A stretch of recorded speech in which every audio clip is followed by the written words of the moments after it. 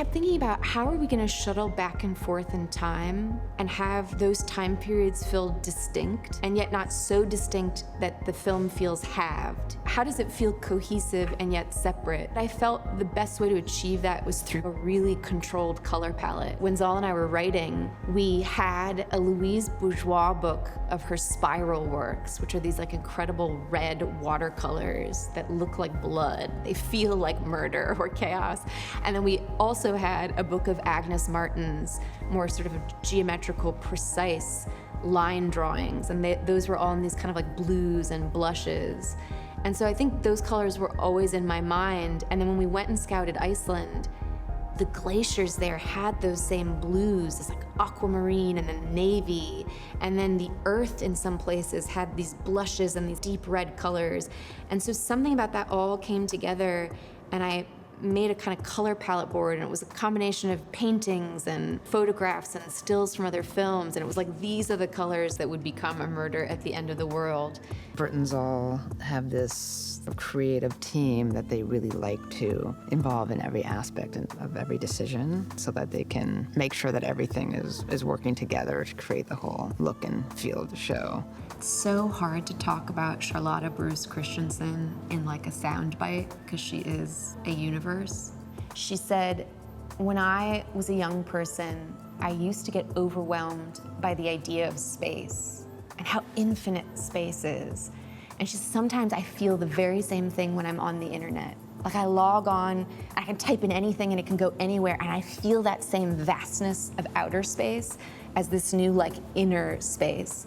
And I was like, Charlotta, that's exactly what Darby Hart feels, and you were the only person to tell this story with me. The keystone of the whole visual journey and the preparation we've done towards that has been through our main character, Darby Hart.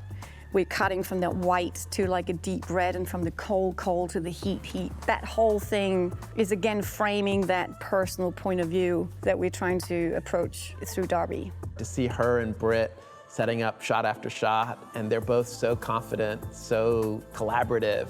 Then shooting Emma, it was like this sort of triptych of really ferociously talented people, but also thoughtful and kind people. It's just exciting. It's like a new era in filmmaking. And cut. It's been a very, I don't want to say intimate, that sounds wrong, but actually it is, experience, like meaning a very, very close relationship with Britt and Zal. The relationship you get when you're invited in as a partner in that is amazing. I love it because it does mean that I can give, and all you want to do is really give to a story. Last minute magic is what I love doing, and it's what I think they also both invited me to sort of go and explore, to take that lens and go and find the things that gives it that little bit extra that you always should be looking for when you make movies. We were shooting a very hard day when Darby gets trapped in the pool. Shoot what should have been a 2-day shoot in basically half of a day. Then it starts to blizzard, snowing all around her, wind is blowing, it blows her tent away.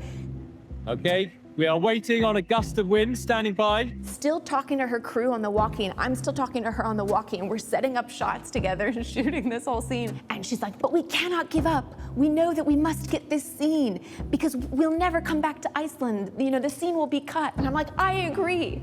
Here we go. Camera's rolling. And action. But we managed to get some of the scene. Congratulations, everybody. Really well done.